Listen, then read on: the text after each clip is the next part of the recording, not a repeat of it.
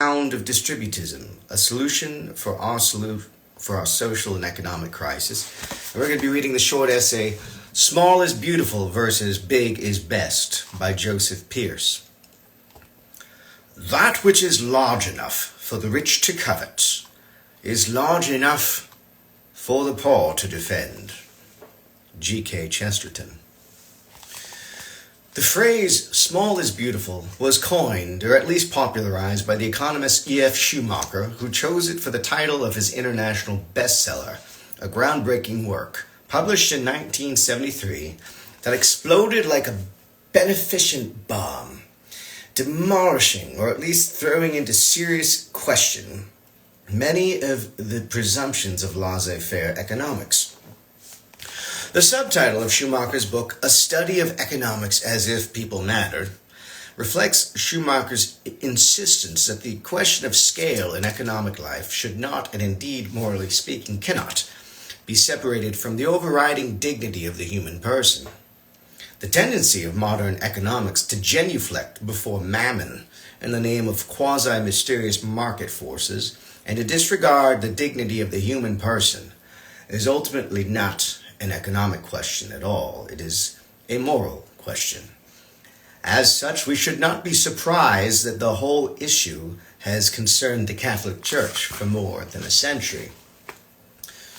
Perhaps Schumacher's lasting legacy is to illustrate that subsidiarity, the essence of the Church's social teaching, as expounded in social encyclicals by popes such as Leo XIII, Saint Pope Leo XIII, Pius XI, and John Paul II, and as defined in the Catechism of the Catholic Church, has worldwide popular appeal, and more significantly, that it is a practical and viable alternative to laissez-faire concepts of economics.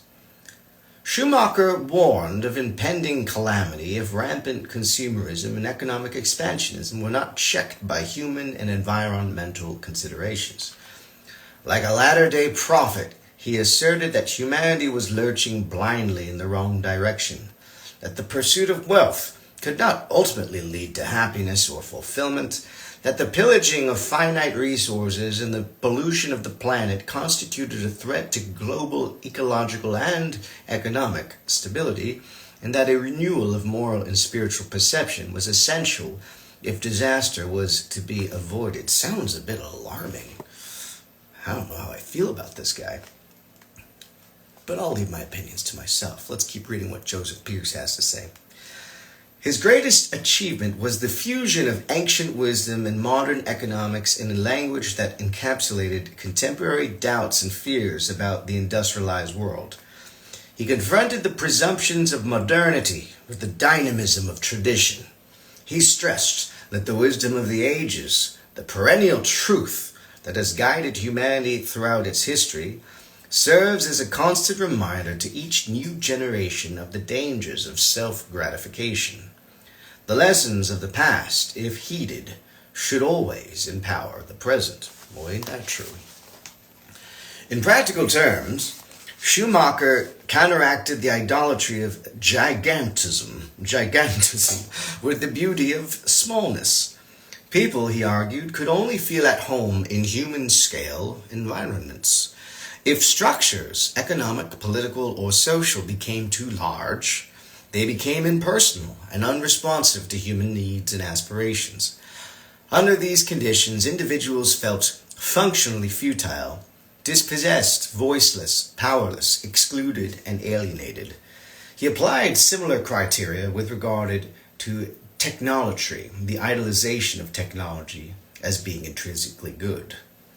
He felt that modern technology often pursued size, speed, novelty, and violence in defiance of all laws of natural harmony.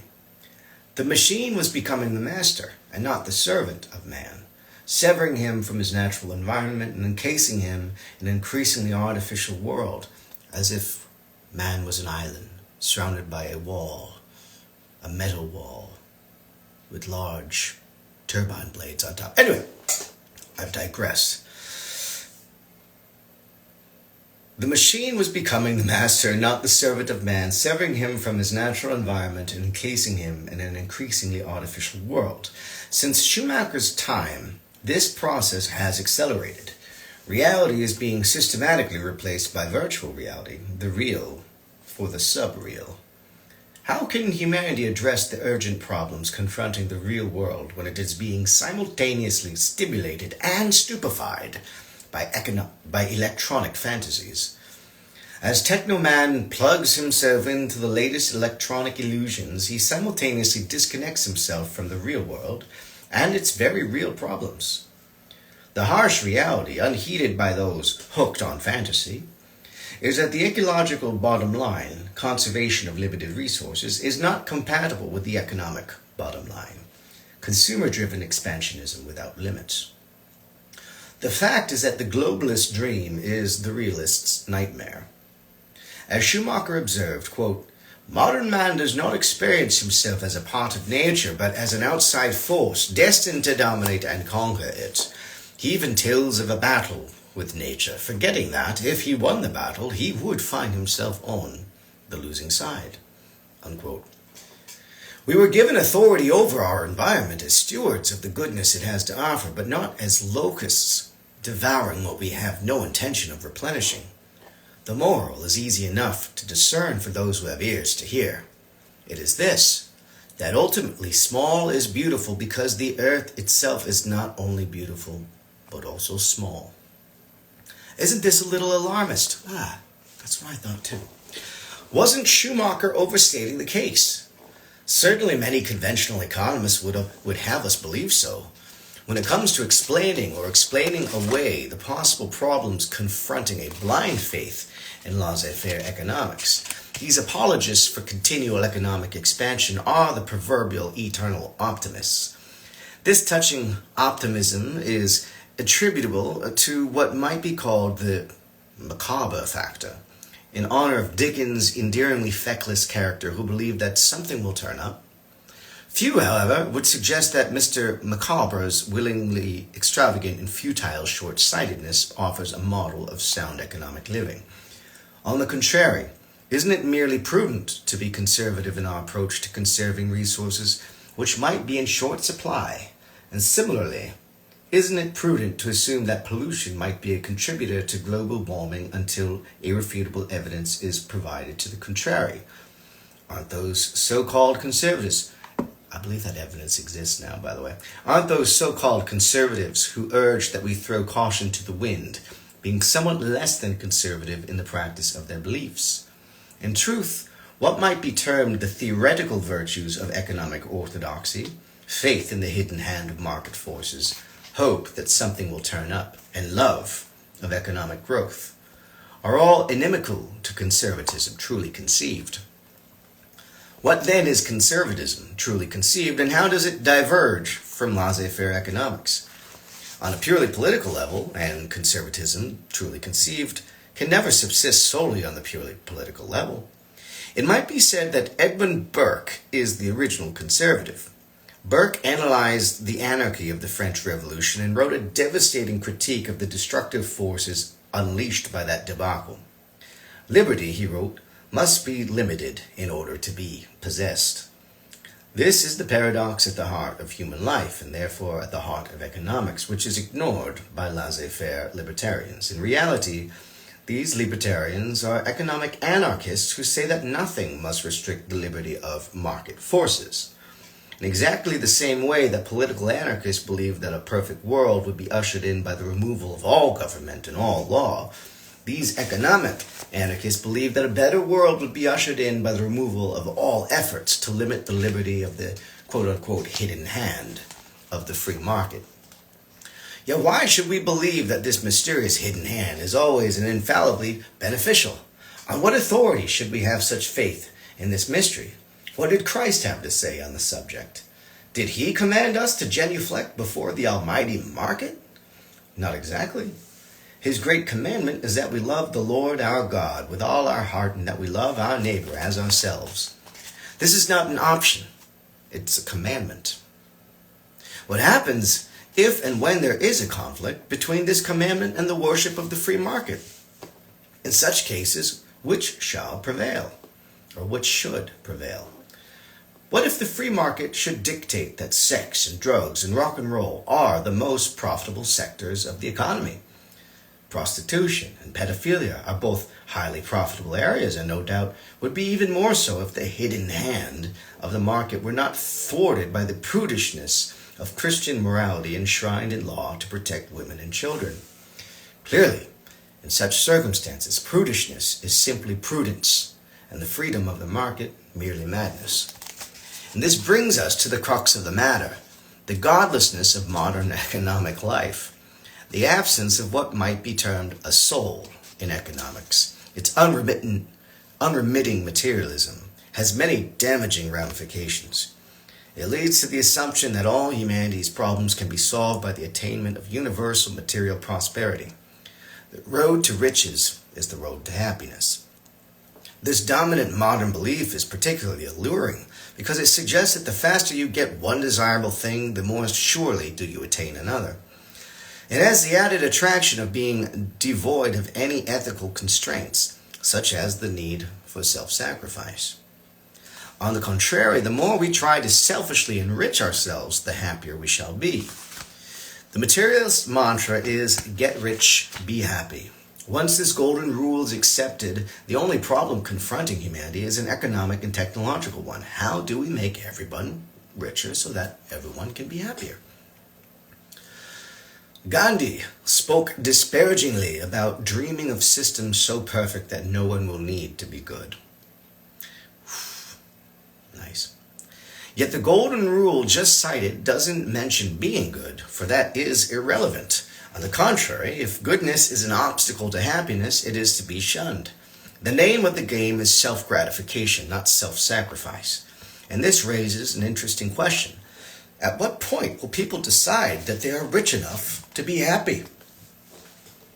Indeed, what exactly is enough? Conventional economics obsessed with perpetual growth has no concept of enough. The key word is not enough, but more. And although there are poor societies that have too little, there are no rich societies saying that they have enough, still less that they have too much. This prompts another question.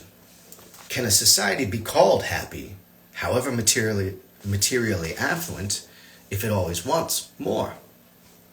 Clearly the answer is no. It is not satisfied, a word whose root in Latin satis means literally enough. It can be seen, therefore, that the get rich, be happy mantra is a futile hymn to a false god.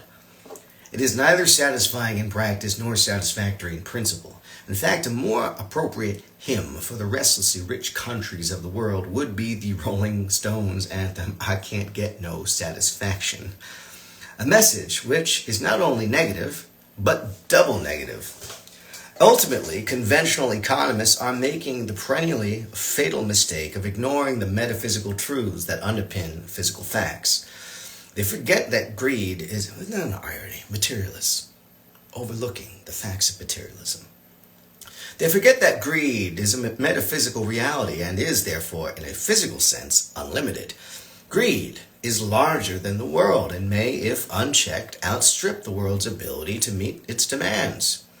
As Gandhi said, Earth provides enough for every man's need, but not every man's greed.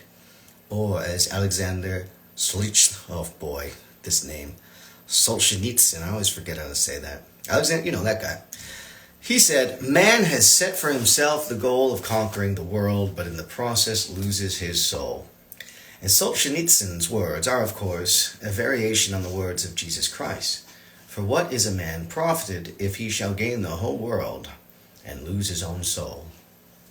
Such is the folly of economic man that he is not even leaving himself a choice. He is set to lose his soul and the world, poisoning the one with greed and the other with the pillage and pollution it causes. The solution is to replace the soulless economics, which knows the price of everything and the value of nothing, with an economics with soul, an economics as if people mattered. As Pope Pius XII put it, the wound of our individualistic and materialistic society will not be healed The deep chasm will not be bridged by no matter what system, if the system itself is materialistic in principle and mechanical in practice. Spoken like a true lover. Burdened by materialism and mechanism, humanity has enslaved itself to the rule of the giants.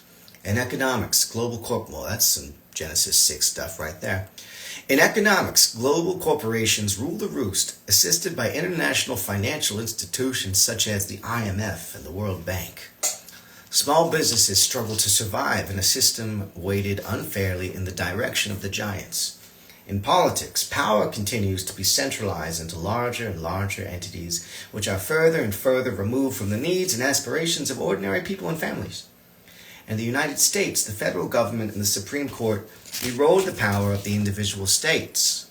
In Europe, the essentially undemocratic European Union continues to swallow up smaller sovereign states with its voraciously secular appetite. Everywhere, the small and the beautiful are being threatened by the big and the ugly. Small business is threatened by big business, small government by big government. The fact is that size matters. Quote, to the size of states there is a limit, as there is to other things, plants, animals, implements. For none of these retain their natural power when they are too large or too small, but they either wholly lose their nature or are spoiled. End quote. Thus wrote Aristotle, and as Schumacher commented, it's hard to equal the language of the ancients when dealing with these fundamental problems of life. Then, echoing Aristotle's ancient wisdom, Schumacher reiterated his belief that the question of the proper scale of things was the most neglected subject in the modern society. This, of course, is at the center of the Catholic Church's teaching on subsidiarity, a teaching which is rooted in the belief that power should be devolved upwards from the family, not imposed downward by the large, impersonal, centralized power.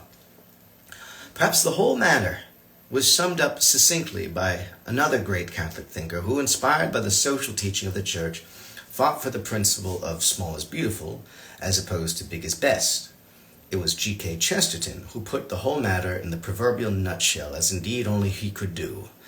He wrote, that which is large enough for the rich to covet is large enough for the poor to defend. Let this be the rallying cry for all true conservatives. Lovely. Lovely words from G.K. Chesterton, and lovely words. That entire essay was Joseph Pearce, and it's interesting. One of the things I love about reading all these Catholic thinkers is that their concept of conservatism is just so much more ancient than what American conservatives think about. Their point of reference for what they're trying to conserve is literally 2,000 years old. In fact, Catholic theologians would say it goes even further back to the Garden of Eden. Which is all to say, modern Americans, we argue about trying to conserve a world order that, was founded arguably in the late 1700s, but changed rapidly, whether progressed or regressed, who knows. And then, everyone's trying to push beyond it. But what's fascinating about it, Charles Coulomb said this, is that in Europe, conservatives are trying to conserve something far older than that. They're trying to conserve Christendom, etc. So these labels, it seems like they're all relative, but the nice thing about these thinkers, these Catholic thinkers, is that they are trying to point back to something objective and ancient. And we can talk a little more about that, but we're going to switch over to some music. And I cannot help but want to do a little bit of I Can't Get No Satisfaction by the Rolling Stones.